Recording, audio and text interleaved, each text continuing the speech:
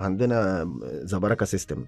مش غريب ان والدك ازهري وتدخل الفن؟ اولا والدي كان راجل وسطي جميل، ورغم انه كان مدرس وشديد وناظر مدرسة بعد كده، الا انه كان راجل وسطي، كان بيحب حاجات كلها ليها ميول فنية.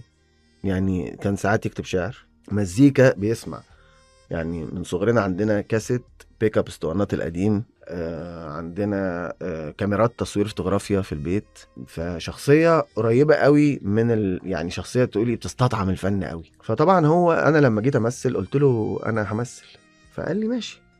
ما اعترضش، ما خلاص. قلقش، ما قالكش طب ليه؟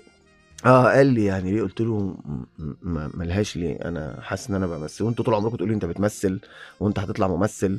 وجدتي كانت تقول كنت لي بتمثل عليهم كتير. طبعا، وتيتا كانت تقول لي انت هتطلع رقاص. فاهمه يعني؟ ما هي مش عارفه تقول لي ممثل ومش عارفه تقول لي يعني هتطلع يعني. فكانت دايما تقول لي هتطلع رقاص. لا، ايه رقاص دي يا تيتا؟ يعني ايه رقاص؟ في رقاصه، لكن ايه رقاص دي؟